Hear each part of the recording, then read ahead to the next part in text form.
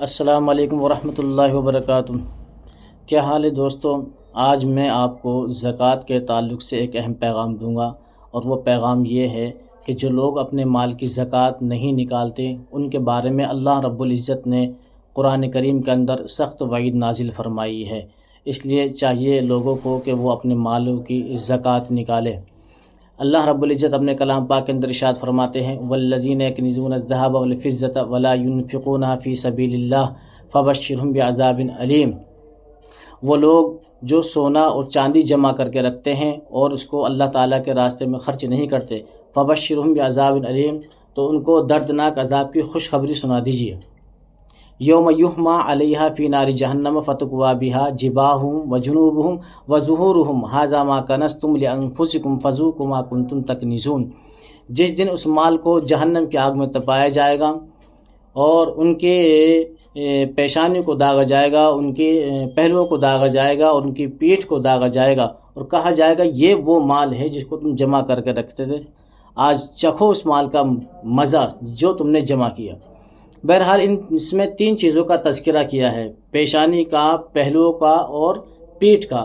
اب یہاں پر آپ سوچیں، غور کریں کہ انسان کی پیشانی کو کیوں داغا جائے گا؟ اس لیے داغا جائے گا کہ جب زکوٰۃ وصول کرنے کے لیے آتے ہیں تو سب سے پہلے اس کی پیشانی پہ بل پڑتا ہے۔ جب زکوٰۃ وصول کرنے کے لیے آتے ہیں تو انسان جو ہے اپنی کروٹیں بدلتا، اپنے پہلو بدلتا ہے، تو اس لیے اس کو بھی داغا جائے گا۔ اور جب زکوٰۃ وصول کرنے کے لیے آتے ہیں تو وہ تیسری شکل یہ بھی اختیار کرتا ہے، اپنی پیٹھ پھیر کر چلا جاتا ہے کہ یہ تو اسی کام کے ہو گئے، زکوٰۃ وصول کرنے کے لیے آتے ہیں، جبکہ یہ اس کے مال کی پاکی ہے۔ جو انسان اپنے مال کی زکوٰۃ نکال رہا ہے یہ اس کا مال پاک ہو رہا ہے، یعنی دل کے اندر جو محبت مال کی انسان کے اندر گھر کر چکی ہے، اس گندگی کو انسان جو ہے اپنے دل سے نکالے۔ مال کی کوئی حیثیت نہیں، کوئی قیمت نہیں، یہ مال ہمارا آخرت میں کام آنے والا نہیں ہے، جو اللہ کی راہ کے اندر ہم نے دے دیا وہ کام آئے گا۔ اور زکوٰۃ کی اہمیت اللہ رب العزت نے کتنی دی ہے؟ اللہ رب العزت نے اپنے کلام پاک کے اندر ارشاد فرمایا اقیم الصلاۃ وآتوا الزکاۃ، کہ نماز قائم کرو اور زکوٰۃ ادا کرو۔ اب آپ سوچیں، غور کریں کہ یہاں پر نماز کے ساتھ زکوٰۃ کا تذکرہ ہوا ہے، اور قرآن میں جگہ جگہ ہوا ہے کہ جیسے نماز پڑھنا انسان کے لیے ضروری ہے، فرض ہے، ایسے ہی انسان کو زکوٰۃ نکالنا ضروری ہے۔